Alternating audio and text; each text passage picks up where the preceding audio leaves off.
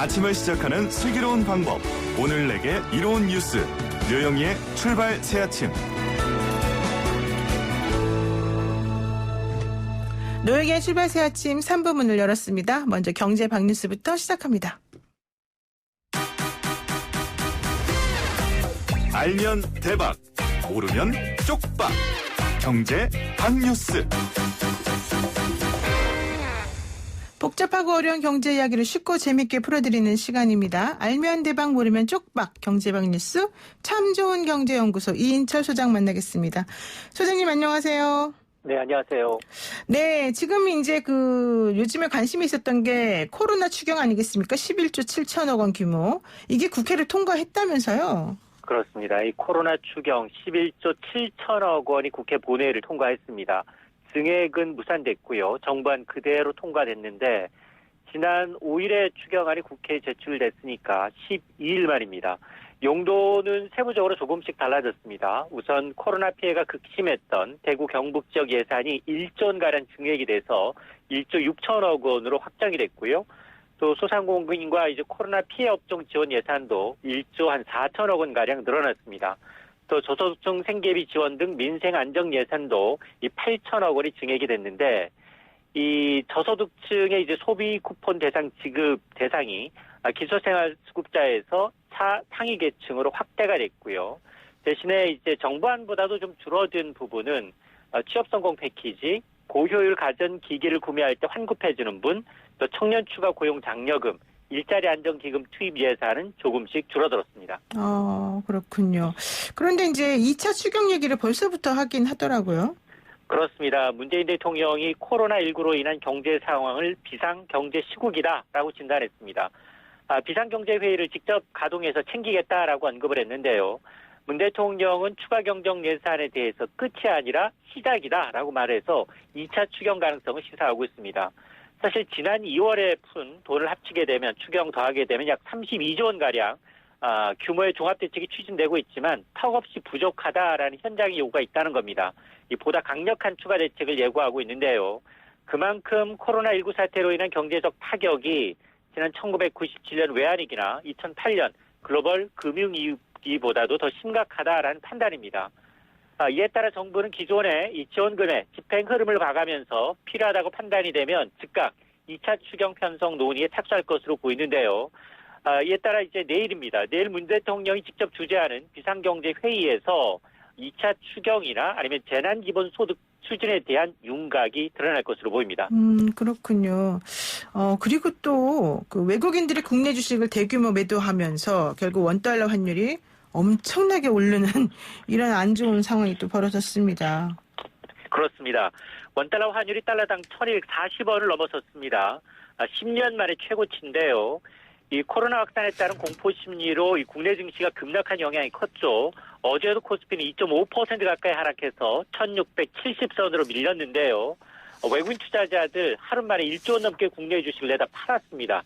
9일 연속 매도 행진을 이어가고 있는데 네. 이로 인해서 서울 외환시장에서 원달러 환율은 하루 만에 17.5원이나 급등했습니다. 1243원 50전에 거래를 마쳤는데요. 이는 2010년 6월 이후 10년 만에 가장 높은 수준입니다. 외국인들이 국내 주식을 대규모로 팔고 달러 환전 수요가 늘어나면서 최근 나흘 동안 50원 가까이 폭등했는데요. 당분간 이런 추세는 이어질 가능성이 높습니다. 이 코로나 공포로 인해서 위험자산 회피 심리가 극도로 커졌죠. 여기다 증시가 이제 폭락과 폭등을 거듭하면서 이 달러에 대한 수요가 늘고 있기 때문에 환율 상승이 좀 더 가팔라질 것으로 예상이 됩니다. 사실 미국에서 어제 또 엄청난 돈을 쏟아 부어가지고 약간 반등시키긴 했습니다만은 이게 장기화될 거다라는 이런 조짐이 좀 보여서 걱정이 되기도 하는 거잖아요. 그렇습니다. 이 전례 없는 위기입니다. 이제 원화는 미국 달러와 일본 엔화처럼 안전자산이 아닙니다. 그렇죠. 원화는 위험자산으로 분류가 되는데요. 우리나라가 4천억 달러가 넘는 외환 보유고를 갖고 있지만 금융위기 재현 가능성에 대해서 이 채권자들의 빚독촉이 시작이 되고 있습니다.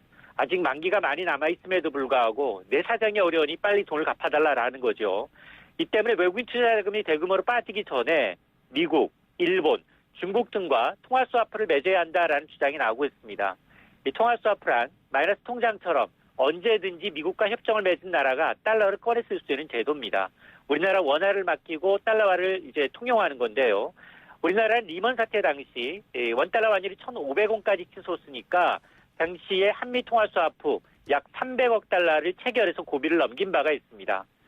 당시에 이제 우리나라는 한미 통화 스와프를 통해서 환율이 177원 가량 급락하면서 안정세를 나타냈었고 또 신용부도 스와프 프리미엄도 이제 낮아지는 효과를 봤는데요. 하지만 이 협정은 연장되지 않아서 2010년 2월에 종료가 됐습니다. 어쨌든 이 코로나 사태로 금융 불안이 장기화될 경우 최후의 안전판이라고 할 수 있는 미국과의 이 통화 스와프를 체결해야 한다라는 목소리가 높고 있고 특히나 홍남기 경제부총리도 과거처럼 현 정부도 이 한미 통화 스와프 재개의 경우 내막적으로 노력하고 있다라고 언급을 해서 물밑 작업이 시작됐음을 알 수 있습니다. 그런데 지금 뭐 금값도 또 뭐 금을 내다 파는 상황이 벌어져서 예전하고는 많이 이 양상이 다르다 이런 얘기도 나오더라고요. 맞습니다. 금과 지금 이제 채권까지 이제 팔아 생기면서 초기에 나타날 수 있는 패닉 현상이 나타나고 있습니다. 네. 오직 달러와 현금만 지금 각광을 받고 있는 상황인데요. 그럼에도 이런 때일수록 이 달러에 대한 어떤 마이너스 통장처럼 우리가 꺼냈을 수 있는 미국과의 통화 스와프가 굉장히 중요하다라는 겁니다. 어쨌든 뭐 경제 빙하기를 대비해야 된다. 그래서 뭐 기업들도 현금을 보유해야 된다. 막 이런 얘기 나오는데 이러다 보니까 점점 우리도 좀 불안해지는 건 사실인 것 같아요. 지금 경제연구소 소장님의 입장에서 이 상황이 앞으로 어떻게 진행이 계속 될까요?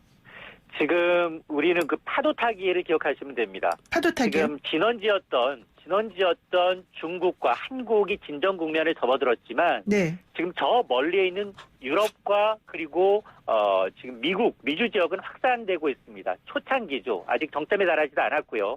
더 큰 문제는 의료 기반이 지금 전혀 지금 정착돼 있지 않은 이제 아프리카와 같은 저개발도상국으로 확산될 경우 이 문제는 글로벌 공급망이 훼손이 되고 이게 코로나19 사태가 진정 국면이 접어들기 위해서는 이런 글로벌 공급망이 훼손된 게 지금 복원이 돼야 되기 때문에 우리가 아무리 물건을 잘 만든다 하더라도 미주 유럽 지역에서 팔 수 없다면 여전히 우리는 어려울 수밖에 없습니다. 그래서 한 번도 가보지 않은 위기다라는 말이 나오는 대목입니다. 그렇군요. 아유, 한 번도 가보지 않은 위기라는 말까지 들으니까 참 마음이 안 좋습니다. 오늘 말씀 여기까지 들을게요. 고맙습니다. 네, 고맙습니다. 네, 지금까지 참 좋은 경제연구소 이인철 소장의 약간 좀 부정적인 그런 소식이었습니다.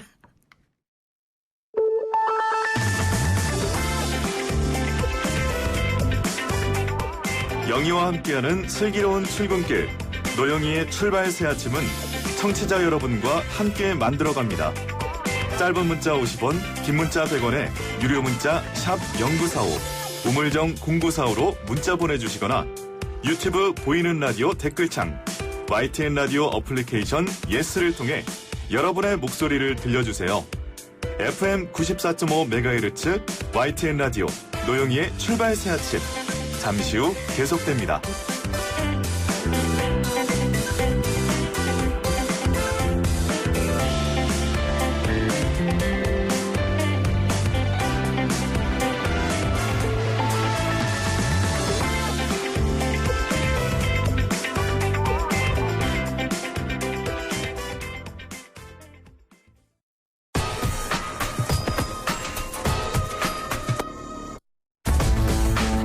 백기정 2호선의 사건 와이파이.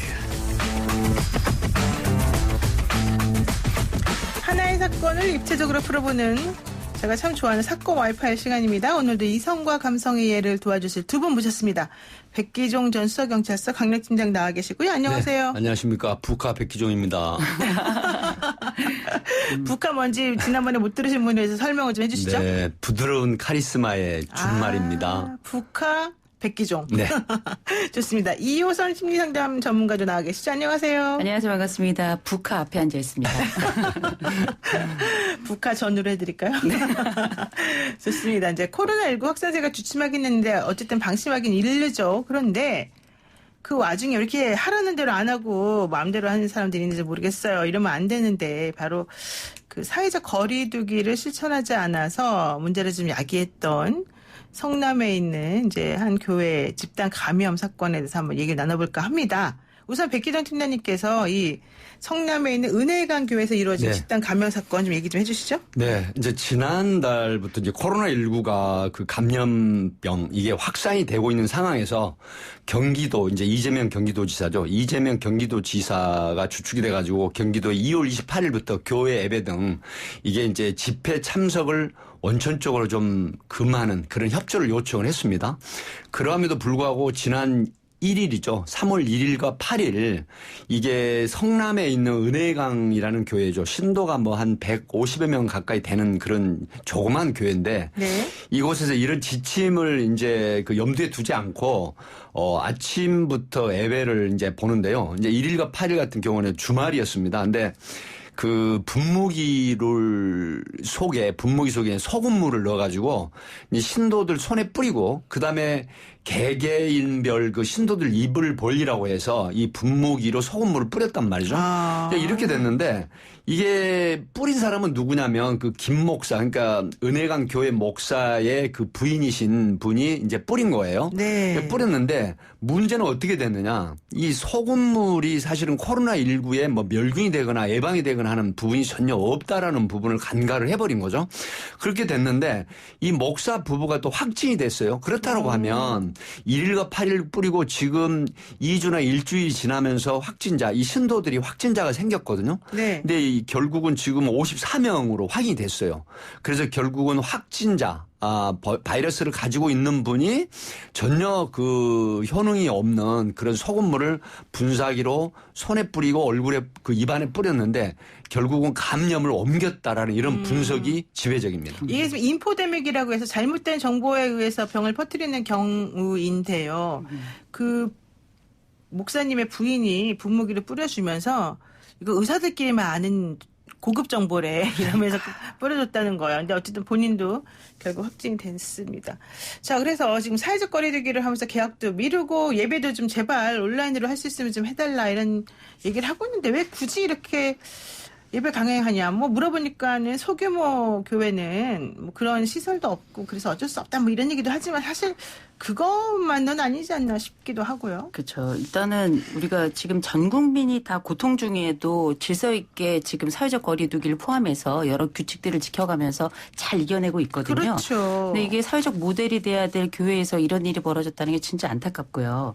근데 이제 안쪽에 이 내용을 들어보면 이 소규모 교회들 중심으로 이제 여전히 크고 작은 모임들이 발생하고 있다 그러는데 안쪽 얘기를 들어보면 조금 안타까운 얘기들이 있긴 있더라고요. 이제 말씀하셨던 것처럼 일단은 제일 먼저 온라인 예배가 일단 낯설기도 하고요. 근데 그보다는 경제적인 측면이 조금 더 크죠.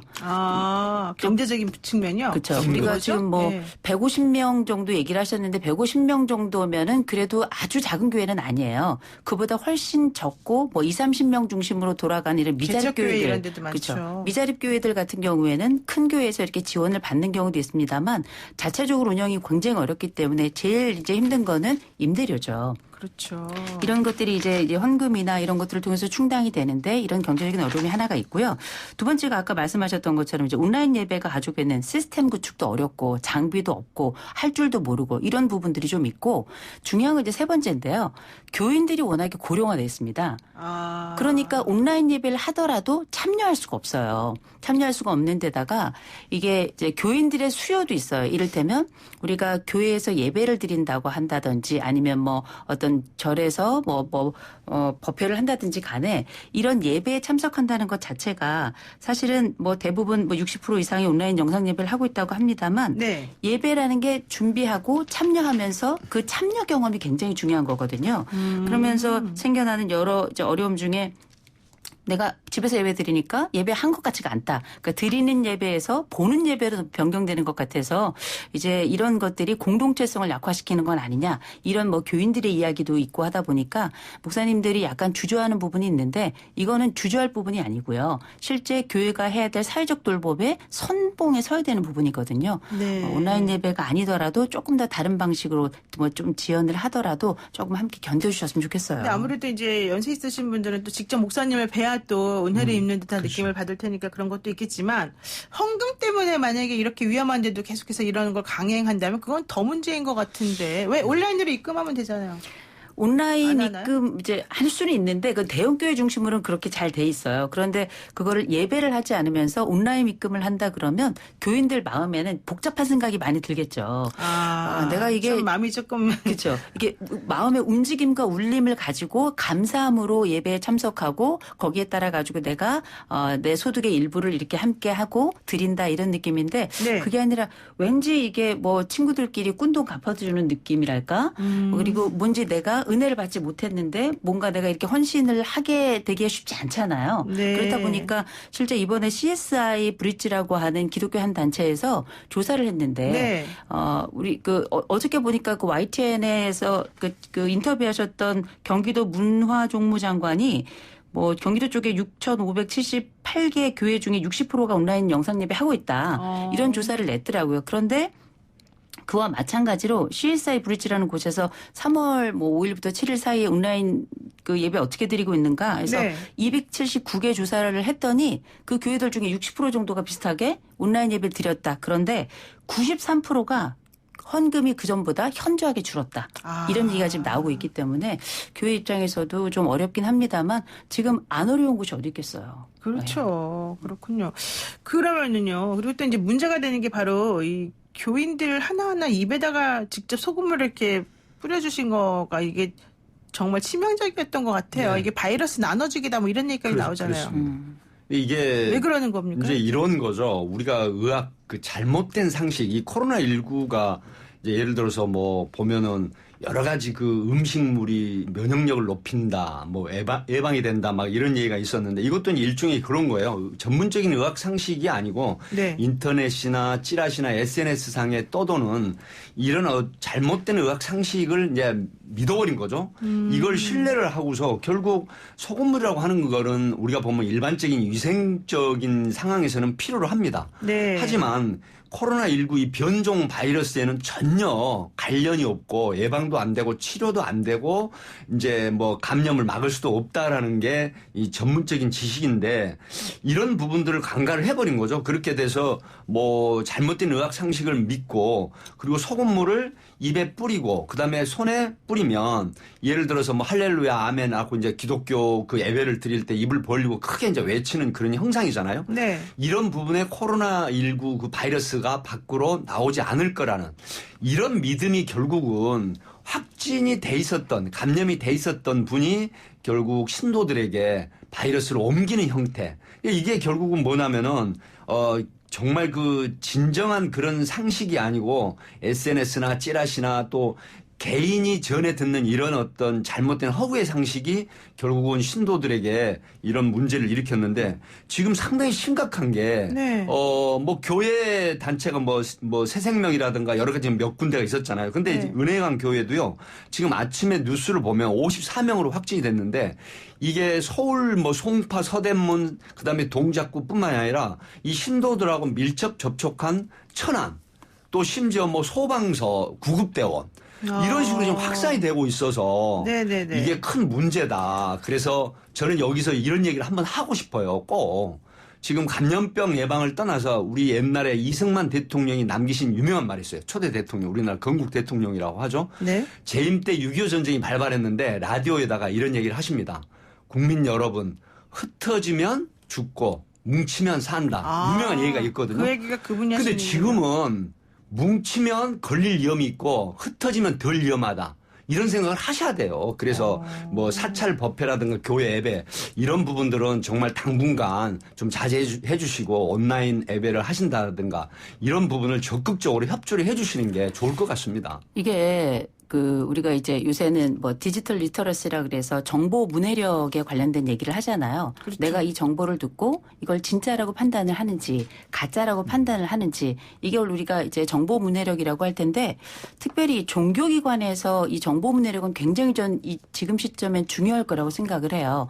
이를테면 우리가 지금 어떻게 입에다가 소금물을 뿌리면 이게 낫는다는 생각은 그 옛날에 된장 바르면 낫는다는 거랑 똑같은 거거든요. 어떻게 지금 21세기 이런 일이 벌어질까? 이게 발생할 수 있는 이유는 뭐냐면 이게 종교 공간이기 때문에 그 가능한 일이라고 생각해요. 그렇죠. 이 종교 공간에서 그 종교 공간 안에서 의미 있는 사람이 내가 중요한 정보를 가지고 있고 이거를 평소에 이 사람들과 가지고 있던 신뢰감을 바탕으로 그 정보를 제공하면 이게 또 맞다고 생각하는데 특별히 마치 입에다가 소금을 뿌린다는 건 옛날에 소금을 이렇게 뿌리는 여러 이제 미신 시대를 쫓는 거잖아요. 미신 아니에요? 그렇죠. 그런 정보들을 가지고 있던 고령의 교인들 같은 경우에는 목사님이나 그 사모님이 가지고 있는 그 신뢰를 바탕으로 해서 뿌리면 낫는다 하니까 갸우뚱하면서도 아마 하셨을 거예요. 이거는 이제 두 가지라고 볼 수 있죠. 하나는 보통 이제 종교가 가지고 있는 정결 의례 같은 게 있어서 네. 뭔가 이 조치를 취하면 깨끗해진다라고 하는 그 사실은 종교적 의례이지 실제 뭔가를 뿌려가지고 의미를 가지고 있는 건 아닌데 잘못된 정보를 의미 있는 자가 그런 방식으로 쓰니까 그걸 믿게 되는 거고요. 또 한 가지는 몇 명이 있으면 그중에 한두 명이 하면 또 따라하는 군중 심리가 그 안에 또 함께 들어있는 거거든요. 네. 근데 이렇게 잘못된 정보가 어떻게 사람들에게 실제 사회적 피해로 이어질 수 있는지 보여준 사례라서 네. 정말 조심해야 되지 않나 싶어요. 지금 이제 그 은혜관 교회 관련 확진자는 17일 오후 11시, 그러니까 어제 밤 11시 기준으로 해서 목사 부부와 교인 등 교회 관계자가 48명이고요. 교인과 접촉한 사람들이 7명에서 55명이 지금 확진 판정을 받은 걸로 나오고 있고요. 한 명이 더 늘었네요. 네네. 그래서 지금 경기도에서는요. 그 행정 명령을 내렸답니다. 네. 137개 교회에 대해서 종교시설 밀접 집회 제한 을 시키는 명령을 내렸고 이 교회들에 대해서 7개 항목을 지키라고 했는데 안 지키게 되면은 300만 원 이하 벌금을 그렇습니다. 부과할 예정에 있다. 뭐 이런 얘기 있고 또 하나는 예배를 진행해서 확진자가 발생하면 방역비라든가 치료비 등 비용에 대한 구상권도 청구하겠다. 네, 사후적으로. 예, 이런 네. 얘기를 지금 하고 있습니다. 자, 그런데요. 제가 이제 또 어제 하나 깜짝 놀랐던 것 중에 하나가 구원파의 한 분파라고 부르더라고요. 그 종교 집단에서 사람을 강제적으로 노동을 하게끔 하면서 밤 12시까지 아침부터 밤 12시까지 정말 쉬지도 않고 엄청난 노동을 하게 하면서 월급은 10만 원에서 20만 원 사이로 줬다는 거예요. 근데 그게 엄청 오래됐다는 거예요. 그래서 제가 깜짝 놀란 게 아니 상식적으로 생각해 보아도 그렇게 오랫동안 노동을 하는데 10만 원, 20만 원 받고 노동하는 것을 그냥 왜 그 사람들은 받아들이고 그대로 따랐을까 이해가 안 가잖아요. 근데 이게 바로 그 종교라고 하는 것이 사실 뭐 저는 지금 특별히 종교를 이렇게 갖고 있지 않기 때문에 그럴 수도 있습니다만은 그 사람들에게 미치는 그 영향력이랄까 이런 게 너무 강해서 그런 걸까요? 어떻게 이런 일이 벌어지는 거죠? 대단히 강력하죠. 그러니까 이를테면 우리가 이번에 그 뭐 신천지 관련해 가지고 뭐 신천지라는 뭐 그 종교 집단에 대해서 관심이라기보다 네. 코로나와 관련해 가지고 어떻게 이런 일이 벌어질 수 있겠는가.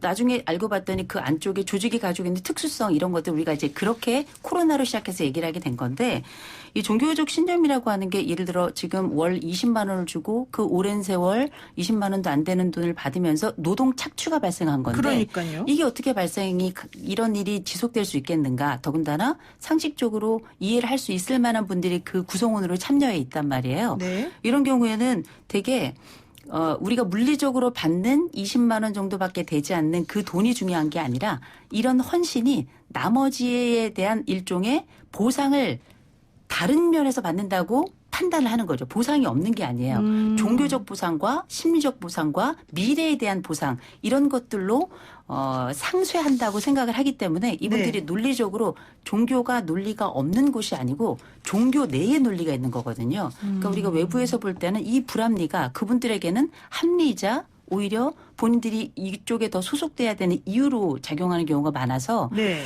그분들로서는 이게 착취라고 느끼지 않고요. 오히려 신에 대한 헌신이라고 생각하고 신이 우리에게 나중에 이 부분을 다른 방식으로 갚아줄 것이다. 그게 구원의 방식이든 아니면 미래에 대한 보장이든 혹은 자식에 대한 축복이든 네. 이런 방식으로 온다는 종교적 해석과 고백이 있는 거죠.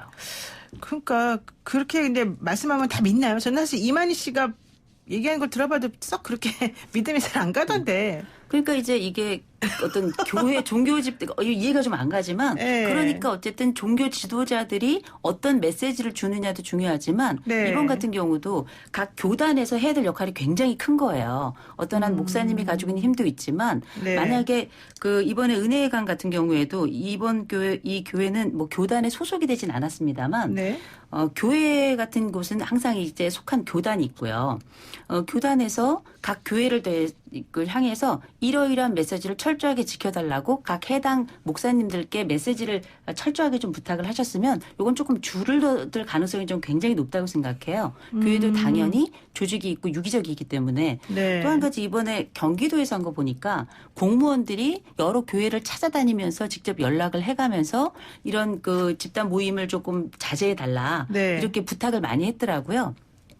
이건 두 가지 차원의 행정적 조직이 운영이 되는 거죠. 하나 교회 내에 조직이 움직이고 또 하나 공적 행정으로서의 조직이 움직이는 건데 네. 이 양자가 움직이면 사실 지금 현재 이번 은혜관 같은 경우는 이게 말도 안 되는 상황에서 사건이 벌어지고 사회적 피해를 줬습니다만 대부분의 교회들이 지금 사회적 거리두기라든지 이런 걸 다른 방식으로 다 실천을 또 하고 있거든요. 그런데 이런 상부에서의 적극적인 움직임이 교회 조직 안에서도 얼마나 중요한지 이런 것들을 우리가 이번 사건을 통해서도 확인할 수 있죠. 그래요. 우리 지금 그 백기란 팀장님도 뭐 할 말이 계속 있으신 표정입니다. 네. 지금 저 이제 코로나 관련해 가지고요. 미국의 그 대통령 트럼프 같은 경우 한국에서 이제 소위 그 승차 확진 검사하는 거 있잖아요. 뭐 드라이브 스루 그다음에 예. 뭐 워킹 스루도 나오고 그랬는데 그 미국 같은 경우는 의료가 최첨단이고 세계적으로 자부심을 느끼는 그런 어떤 첨단 의료 기술이 있잖아요. 그래서 이번에 코로나19에 대처하는 한국에 대해서 언론이라든가 그다음에 의회, 하원 의회에서도 거론을 했는데 굉장히 무시를 했어요. 근데 지금 바뀌었어요. 바뀌었는데 우리가 지금 그 미국 언론이라든가 트럼프 대통령도 보건 관련한 그 부서에서 굉장히 한국을 칭찬하고 있어요. 네. 근데 정말 안타까운 국가가 하나 있죠. 이태리 같은 경우. 지금 롬바르디아라고 해서 밀라노 주도 아닙니까? 근데 여기에 보면은 최초에 여기서 발병을 했는데 이탈리아 같은 경우가 코로나19 지금 누적 확진자가 31,526명이거든요. 근데 여기에 사망자가 몇 명이냐면 무려 2,503명. 그러니까 우리나라는 치명률이 1%밖에 안 되는데 무려 이탈리아는 8% 정도 돼요. 네. 그렇다고 하면 아침에 제가 뉴스를 보니까 뭐 공군, 경찰, 뭐 악대라든가 또 각 전국에서 굉장히 많은 코리아 힘내라 그리고 이겨낸다라고 하는데 저는 그런 생각을 해요. 건강수칙을 지키고 그다음에 한국인들의 긍지라든가 한국인들의 단결력은 정말 세계적으로 네. 돋보이는 거잖아요. 뭐 IMF를 조기에 탈출했다라든가 그다음에 사실은 우리가 역사를 거슬러 올라가 보면 일본 외세에 우리가 무려 전체적으로 외세 침략이 700번이 넘는다라고 합니다. 네. 근데 이런 걸 모두 견디고 지금 우리가 어떤 나라입니까? 대한민국. 1953년도에 전쟁이 끝난 이후에 세계 스포츠 뭐 10대 국가 그다음에 수출 강국 7위 그다음에 경제도 뭐 11위 군사도 11위 10위권에 드는 그런 정말 대단한 나라예요. 그렇죠. 그래서 그렇죠. 우리가 지금 전국에서 가장 몸살을 앓고 있는 대구 경북에 힘내라 그러고 뭐 응원 메시지도 보내고 있는데 저는 그런 생각을 해요. 이거 분명히 우리는 이겨낼 수 있습니다. 그리고 세계에서 지금 한국을 칭찬하지 않습니까? 우리도 긍지를 갖고 그다음에 네. 건강 수칙 지키면 얼마든지 코로나 이거 지금 확률로 보면 0.0000 몇 프로밖에 안 되거든요. 우리 뭐가요? 5,200만 감염률이. 네. 그래서 너무 큰 걱정 안 하시고 건강 수칙 지키면서 일상생활로 돌아가시면 큰 문제 없다라고 하는 게 전반적인 네. 분석입니다. 지금 이제 우리 방송을 사실 미국에서 듣고 계시는 우리 애청자분이 한 분 계세요. 이제 이름은 태관님이신데 닉네임은 좌측통행이라고 하시는데 이분이 저한테 뭘 하나 보내주셨어요. 왜 소금물로 분무기를 뿌렸을까요? 이게 이제 돌아다닌답니다. 그 정보가 그 코로나 바이러스가 맞아요. 폐로 가기 전까지 목에서 4일간 머무는데 이때 기침이 나오고 아프니까 따뜻한 물을 많이 마시고 소금물이나 식초로 가글을 하면 바이러스가 없어진다. 이런 얘기가 돌아다니기 때문에 그 말을 듣고 사람들이 그렇게 했을 것이다. 이렇게 또 설명을 친절하게 역시 미국에서. 고맙네요. YTN 송출이 굉장히 해외로 많이 나가 있잖아요, 지금. 아, 그래요? 네. 몰랐는데. 하여튼간 대단하십니다. 어쨌든 그런 심리인 것 같다, 이런 얘기인 것 같고요. 지금 이제 시간이 얼마 안 남아서 그냥 몇 개만, 하나만 더 여쭤볼게요. 지금 수능이 자꾸 이제 수능도 연기되고 네. 계약도 연기되면서 학생들도 우왕좌왕 하잖아요. 이것 때문에 심리적으로 어떤 동요 같은 걸 좀 느끼거나 좀 되게 불안해하는 사람들이 되게 많단 말이에요. 이 부분 잠깐만 짚어보고 좀 정리를 하겠습니다.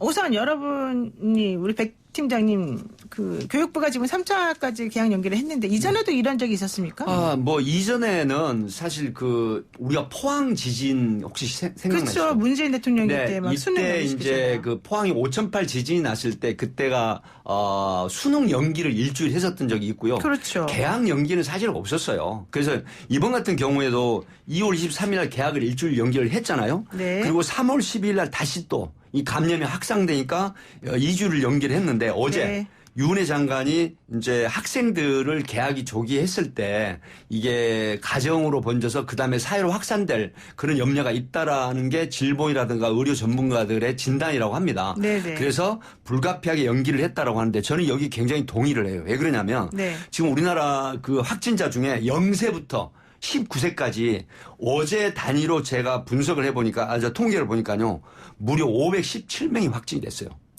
그러면 태어나자마자 감염된 아이서부터 그다음에 고등학교를 졸업하거나 졸업하기 전 3학년 학생들 이 통계가 517명이 감염이 됐단 말이죠. 그렇다고 하면 학교에서는 밀집한 구조가 되고 아이들이 사실은 건강 수칙을 잘 안 지킬 가능성도 꽤 높아요. 그렇죠. 아이들은 그러기 좀 그럴 수 때문에 있죠. 예. 정말 천진난만하게 뛰어놀고 또 물론 공부를 열심히 하는 부분도 있지만 자기도 모르게 감염이 돼서 가족한테 옮기고 또 가족은 사회활동을 하면서 또 감염이 확산되는 그렇죠. 이런 형태이기 때문에 저는 개학 연기가 절대 잘하는 것이다 하는 찬성하는 쪽입니다. 그러니까 아이들이 불안해 하더라도 그러니까 불안하지 말라고 얘기를 해줘야 되겠군요. 그러면. 이거는 그렇게 해야 되는 거니까. 그렇죠. 그런 네. 그 당위성을 먼저 설명을 가정이나 학교에서 해야 되겠죠. 그렇습니다. 지금 그러면 이제 우리 교수님께 여쭤볼게요. 우리 실질적으로 그 교육부 관련해 가지고 이제 계약 연기 결정이 나면서 방학이 길어지잖아요. 네. 그러면 이제 엄마들도 그렇고 우리 애만 공부 안 하는 거 아닌가 이렇게 심리적 동요도 이제 느끼고 그렇지 않습니까? 이런 때는 어떤 일을 우리가 해야 될까요? 일단은 우리가 지금 그 초유의 사태가 벌어졌고요. 네. 교육부도 전혀 준비되지 않은 상태에서 지금 이 코로나 사태가 벌어지면서 방학을 3번이나 계약을 3번이나 연기를 하고 또 한 번 연기 가능성이 있다 얘기를 하고 있잖아요. 근데 이제 이게 무슨 일이 벌어지냐면 학생들 입장에서는 달리기 그 스타트 출발 라인에 섰는데 3번 다시 출발하게 되는 셈인 거예요. 3번이요? 그러면 오. 준비해서 뭐 땅 총이 울렸는데 출발했다가 이 뭐 잘못 출발하게 되면 또 출발하고 또 출발하게 되는 경우가 있죠. 네네. 이러면 어떻게 되냐면 일단 힘이 빠지고요.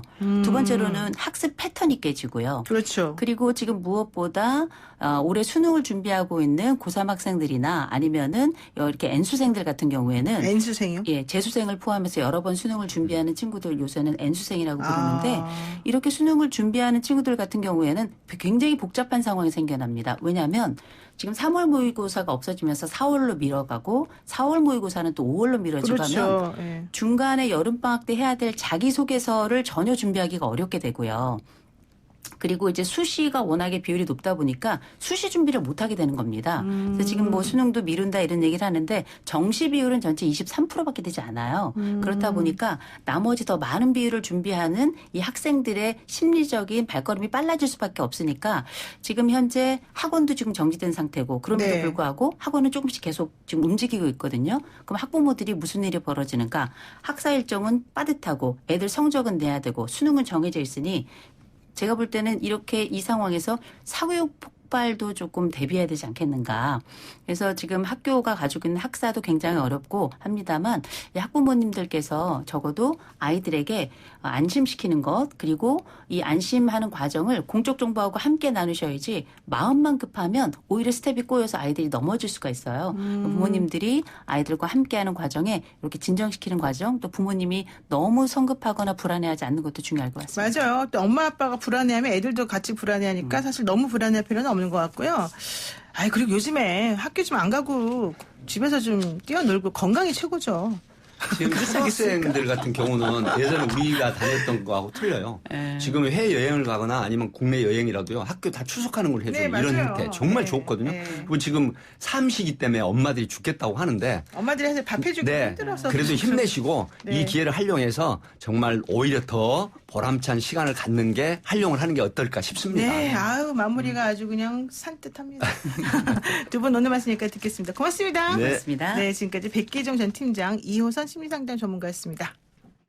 네, 여러분은 지금 활기찬 방송, 들으면 기쁨이 되는 방송, 노영의 출발새 아침 듣고 계시고요. 저는 잠시 후 4부에서 뵙겠습니다. 뉴스 탐구생활 즐거운 스포츠 우리의 가슴을 뜨겁게 만드는 스포츠 뉴스 최동호 스포츠문화연구소장과 함께 짚어보겠습니다. 소장님 안녕하세요. 예, 안녕하세요. 네, 오늘의 키워드 좀 예상이 되긴 하긴 하지만 뭡니까? 예. 오늘 키워드 도쿄올림픽인데 오늘 스포츠 뉴스의 제일 핫한 뉴스는 도쿄올림픽이 그렇죠. 되겠죠. 예. 예. 근데 뭐 성화봉송 같은 경우도 뭐 사람 없이 그냥 하겠다. 무관중으로 예. 치르고요. 이 무관중뿐만이 아니라 이 성화가 봉송되는 주자가 달리잖아요. 네. 연도에 시민들이 나와서 이렇게 운집해가지고 막 환영을 해줘야죠. 하죠. 예. 근데 시민들 운집하는 것도 못하게 막는다고 합니다. 그러면은 송화 들고 뛰는 쓸쓸하죠. 사람들이 너무 좀 외롭겠네요. 예.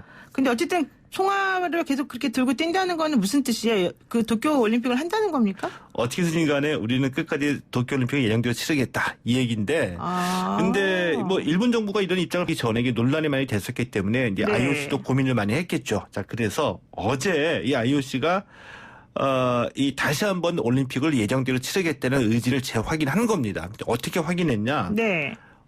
도쿄올림픽에서는 33개 종목이 열리는데 올림픽이 개최가 되면은 많은 종목들이 열리죠. 이거는 사실 IOC가 올림픽을 주관을 하지만 그 종목별로 경기는 IOC가 다 진행하는 게 아니라 종목별 국제 경기 연맹이 담당해서 일을 진행을 하는 거거든요. 그래서 종목별로요? 예. 33개 이 도쿄올림픽에서 열리는 이 종목별 국제 연맹 단체의 장들을 다 불러 모았어요. 네.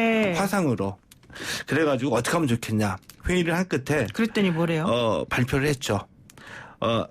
우리 IOC는 2020년 도쿄올림픽 예정대로 치르기 위해서 전력을 다하겠다. 현 단계에서 어떠한 극단적인 결정도 내릴 필요가 없다. 모든 선수들은 도쿄올림픽을 위해서 최선을 다하라. 이 마지막이 최선을 다하라. 이거는 마치 지령을 내리는 듯한 그런 느낌이죠. 그러면서 네.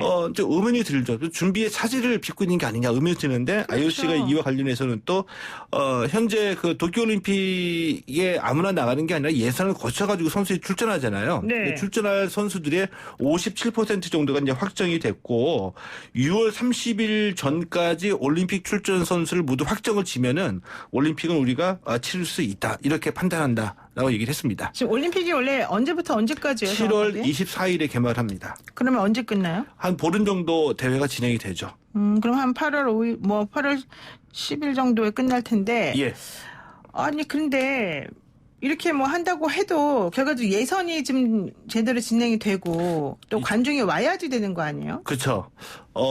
근데 그러니까 일단은 이미 지금 IOC와 일본은 올림픽을 예정대로 치르겠다고 하지만 올림픽 준비에 심각한 차질은 빚어지고 있어요. 뭐냐 하면 네. 말씀하신 대로 예선을 거쳐야지 올림픽에 나갈 선수를 선발을 하는데 그렇죠. 예선이 전부 다 지금 연기되거나 취소가 된 겁니다. 네. 그리고 성화봉송도 외롭고 쓸쓸하게 달리고 있죠.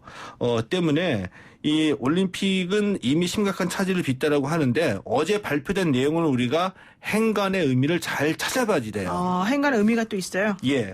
그 뭐냐면 저는 어제 IOC가 발표한 성명서를 가장 간단하게 요약을 하면 네. 아직까지는 올림픽 개최까지 시간이 좀 남아 있다. 그러니까 지금 연기나 취소할 때는 아니다. 저는 이렇게 해석합니다. 아니 근데 제가 이제 지금 찾아보니까 2020년 7월 24일부터 8월 9일까지 예. 일본 도쿄에서 올림픽이 열리는데 이게 확정이 돼야 되는 마지노선이 있을 거잖아요.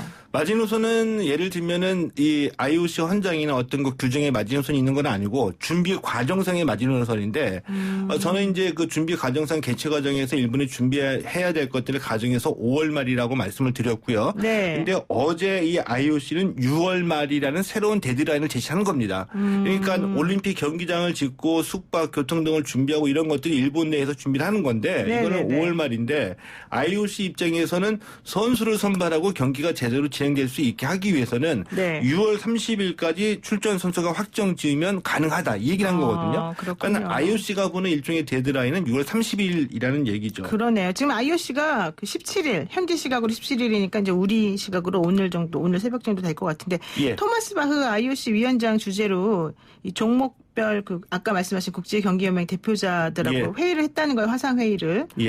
그래서 지금 일단은 6월 30일 말씀하신 대로 선수 선발만 마치면 할 수 있다는 식으로 말은 했다고는 해요. 근데 그게 우리 스포츠적으로 표현을 하면은 현재 스코어라고 저는 얘기를 하거든요. 아, 현재 스코어. 예를 들어 가지고 이 코로나19 바이러스는 IOC가 통제할 수 있는 문제가 아니죠. IOC는 이제 지켜볼 수밖에 없는 겁니다. 그렇죠. WHO나 세계 각국의 정부가 이 코로나19를 진정시키기 위해서 가진 노력을 다 하는 거고 이 상황을 보고도 결정을 하는 거거든요. 때문에 어제 IOC의 이 성명서 발표 그리고 어디 있었던 회의가 올림픽을 예정대로 개최한다는 최종적이고 절대 불변의 의사 결정은 아니라는 거죠.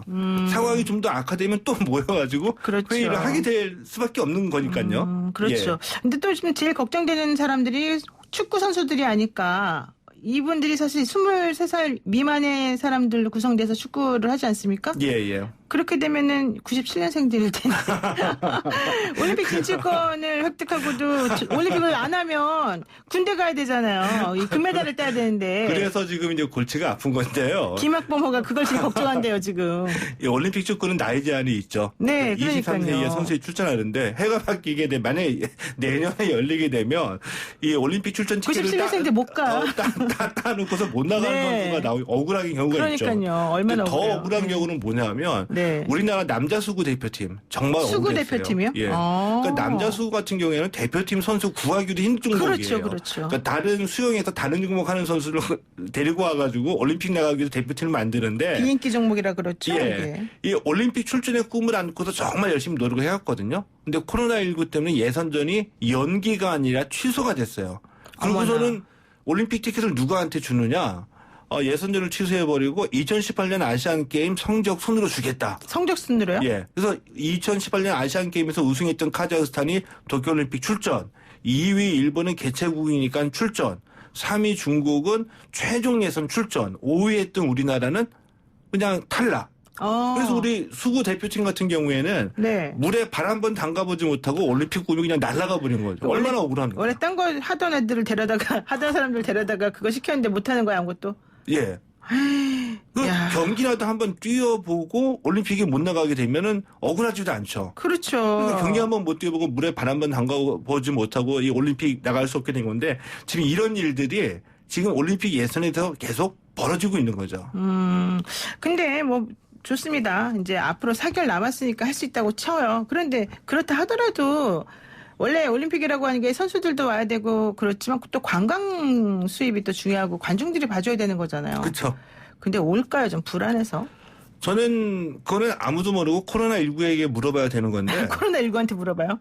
왜냐하면은 뭐 5월, 6월, 7월이 되더라도 이 코로나19가 지금 상태가 유지가 된다고 한다면 관광객이 올 리가 없죠. 진정이 돼야지 온다는 건데 그러니까 왜 그런 이제 경제적인 효과, 그 부가가치 창출 그리고 이것을 뛰어넘어서는 일본 내에서의 현 정부, 그러니까 아베 총리의 정치적인 그 지지를 좀 더 다지기 위해서 일본 입장에서는 이 올림픽을 꼭 붙잡고서 가능한 끝까지 가고 싶은 거죠. 그런데 아무리 그래도 5월, 6월 돼서 지금보다 상황이 개선되지 않으면 결국에는 연기가 되지 않을까 하는 것이 저의 예상입니다. 앞서 말씀드렸던 대로 IOC의 어제 회의의 결과는 현재 스코어, 현지 시점에서 괄호해놓고 지금으로서는 이런 말이 빠져있는 행간의 의미는 바로 그거라고 봅니다. 지금으로서는 이런 말이 빠져있는 거다. 그러니까 어쨌든 간에 구체적인 날짜도 난리나 이런 얘기를 안 한 걸 보면은 어쨌든 연기나 취소될 가능성도 있는 건 있는 거다. 그리고 이 아베 총리의 이 도쿄올림픽을 예정대로 치르기 위한 노력들을 보면은 네. 눈물겨워요.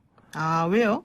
예를 들어가지고 트럼프 대통령이 언급했었죠. 이 무관중보다는 1년 뒤로 연기하는 것이 낫다. 이 얘기 네, 나오자마자 그렇게 말했잖아요. 이 네. 통화를 직접 1시간 가까이 했다 그래요. 그리고 난 다음에 이제 통화 내용을 기자들이 밝히는데 굉장히 그 뭐라고 할까요? 뭉뚱그려서 포괄적으로 얘기하는 지지할 것이다. 라는 식으로 해서 뭐 연기나 취소에 대한 논의들을 긴급하게 진화를 하고요. 네네. 그 다음에 또 이 G7 정상들하고 이 화상 전화 회의를 가지고 난 다음에 네. 이 일본 언론에 발표하기를 이 도쿄올림픽을 완전한 형태로 실현하는 것에 대해서 G7의 지지를 얻었다라고 얘기를 했거든요. 근데 이거를 이 문장의 의미를 곰곰이 뜯어보면 네. 제가 보기엔 굉장히 원칙적이고 기본적인 얘기예요. 그렇죠. 뭐 근데 이 사실. 얘기를 가지고 이 마치 이 서방 세계의 주요 국가의 정상들이 예정대로 이 7월에 개최하기 위해서 도와줄 것이다. 이런 식으로 이제 언론 풀이를 하고가 있죠.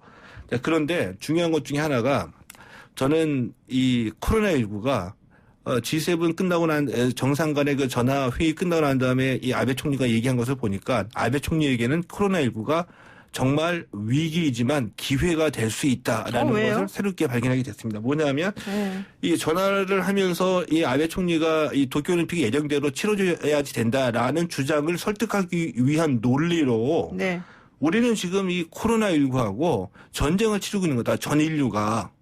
용감하게 우리가 맞서 싸워야지 된다. 포기할 수가 없다. 네. 근데 도쿄올림픽을 연기하거나 취소하는 거는 코로나19와의 전쟁에서 패하는 우리가 거다? 패하는 거고 물러서게 되는 것이다. 이런 식으로 주장을 했다고 하거든요. 네. 근데 만약에 가정컨대 도쿄올림픽이 개막하기 직전에 이 코로나19가 진정이 되고 네. 진정이 되고 난 뒤에 도쿄올림픽이 예정대로 열리게 되면은 이 도쿄올림픽에는 새로운 의미가 부여가 되겠죠.